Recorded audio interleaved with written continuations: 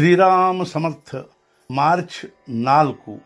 ಪ್ರಪಂಚದ ಸ್ವರೂಪವನ್ನು ತಿಳಿದುಕೊಂಡು ನಾಮದಲ್ಲಿರಬೇಕು.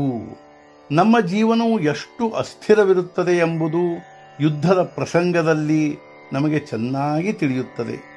ಇಂಥ ಅಸ್ವಸ್ಥತೆಯ ಸಮಯದಲ್ಲಿ ಮನಸ್ಸಿನಿಂದ ಗಾಬರಿಯಾಗಬಾರದು.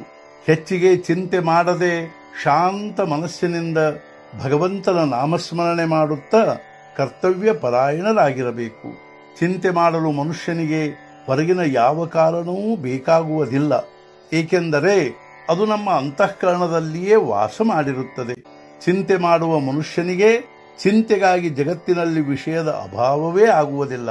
ಚಿಂತೆಯಿಂದ ಮನುಷ್ಯನಿಗೆ ಮಾನಸಿಕ ಹಾಗೂ ಶಾರೀರಿಕ ಪೀಡೆ ಉಂಟಾಗುತ್ತದೆ. ಯಾರಿಗೆ ಚಿಂತೆ ಇಲ್ಲವೋ ಅವರನ್ನು ಭಗವಂತನು ತನ್ನವರನ್ನಾಗಿ ಮಾಡಿಕೊಂಡಿರುವನೆಂದು ತಿಳಿಯಬೇಕು. ನೀವು ಭಗವಂತನ ಮೇಲೆ ಪೂರ್ಣ ವಿಶ್ವಾಸವನ್ನಿಟ್ಟು ಚಿಂತೆ ಮಾಡುವುದನ್ನು ಸಂಪೂರ್ಣ ಬಿಟ್ಟು ಬಿಡಿರಿ. ಜ್ಯೋತಿಷಿಗಳು ಕುಂಡಲಿಯನ್ನು ಬರೆದರೆ ಅದು ಶ್ರೀಮಂತರದೇ ಆಗಿರಲಿ ಅಥವಾ ಬಡವರದೇ ಆಗಿರಲಿ, ಅದರಲ್ಲಿ 12 ಗ್ರಹಗಳು ಬಂದೇ ಬರುತ್ತವೆ. ಅದರಂತೆ ಮನುಷ್ಯನಾಗಿ ಹುಟ್ಟಿ ಬಂದವನಿಗೆ ವಿಕಾರಗಳು ಇದ್ದೇ ಇರುತ್ತವೆ. ಭಗವಂತನ ಅವತಾರವೇ ಆಗಲಿ ಅಥವಾ ಸಾಧು ಪುರುಷರೇ ಆಗಿರಲಿ, ಅವರಿಗೂ ಕೂಡ ವಿಕಾರಗಳು ಇದ್ದೇ ಇರುತ್ತವೆ. ಆದರೆ ಆ ವಿಕಾರಗಳೊಂದಿಗೆ ಪ್ರೇಮ, ದಯೆ, ಶಾಂತಿ, ಕ್ಷಮೆ ಮುಂತಾದ ಗುಣಗಳು ಅವರಲ್ಲಿ ವಿಶೇಷವಾಗಿರುತ್ತವೆ. ಗ್ರಹಗಳು ಈ ಜನ್ಮಕ್ಕೆ ಸಂಬಂಧಪಟ್ಟದ್ದಾಗಿರುತ್ತವೆ. ಆದರೆ ವಿಕಾರಗಳು ಹಿಂದಿನ ಜನ್ಮದಿಂದ ಬಂದವುಗಳಾಗಿರುತ್ತವೆ. ಈ ವಿಕಾರಗಳಿಗೆ ವಶವಾಗದೆ, ಅಂದರೆ ಅವುಗಳ ನಿಯಮನ ಮಾಡಿ ಗುಣಗಳ ಸಂವರ್ಧನೆ ಮಾಡುವುದನ್ನೇ ಮನುಷ್ಯನು ಪ್ರಪಂಚದಲ್ಲಿದ್ದು ಕಲಿಯಬೇಕಾಗುತ್ತದೆ. ಕೌಟುಂಬಿಕ ವ್ಯವಹಾರದಲ್ಲಿ ಪ್ರತಿಯೊಬ್ಬ ಮನುಷ್ಯನು ತನ್ನ ಸ್ಥಾನವನ್ನು ತಿಳಿದುಕೊಂಡು ವ್ಯವಹರಿಸಬೇಕು.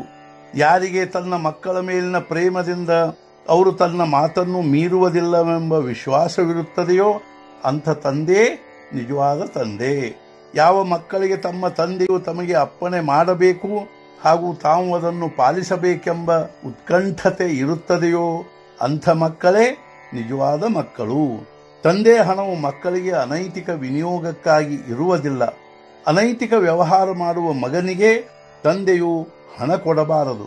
ತನ್ನ ಮೇಲೆ ಕುಳಿತಿರುವ ಮನುಷ್ಯನ ಯೋಗ್ಯತೆಯನ್ನು ತಿಳಿದುಕೊಂಡು ಕುದುರೆಯು ತನ್ನ ಉದ್ದಟತನವನ್ನು ತೋರಿಸುವಂತೆ ತಂದೆ ಯೋಗ್ಯತೆಯನ್ನು ತಿಳಿದುಕೊಂಡು ಮಕ್ಕಳು ವ್ಯವಹರಿಸುತ್ತಾರೆ. ಗೃಹಿಣಿಯು ತಾನೇ ಅಡುಗೆ ಮಾಡಿ ಮನೆಯಲ್ಲಿಯ ಜನರಿಗೆ ಊಟಕ್ಕೆ ಹಾಕಬೇಕು. ಈ ರೀತಿ ಮಾಡುವುದರಲ್ಲಿಯೇ ಪ್ರೇಮವಿರುತ್ತದೆ.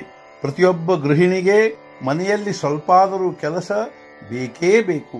ನಿಜವಾಗಿಯೂ ವಿವಾಹದಲ್ಲಿ ಬಂಧನಗಳು ಬಹಳವಿರುತ್ತವೆ. ಏಕೆಂದರೆ ಅದು ಅತ್ಯಂತ ಪವಿತ್ರವಾಗಿರುತ್ತದೆ.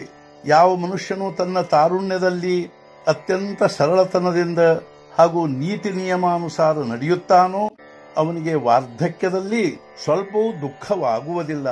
ಇಂದು ಉತ್ತಮ ರೀತಿಯಿಂದ ನಡೆಯುವ ನಿಶ್ಚಯ ಯಾರು ಮಾಡುತ್ತಾರೋ ಅವರು ಹಿಂದೆ ಮಾಡಿದ್ದೆಲ್ಲ ಅಳಿಸಿ ಹೋದಂತೆ. ಭಗವಂತನು ಮನುಷ್ಯನಿಗೆ ಪ್ರತಿ ದಿವಸ ಅವಕಾಶ ಕೊಡುತ್ತಾನೆ.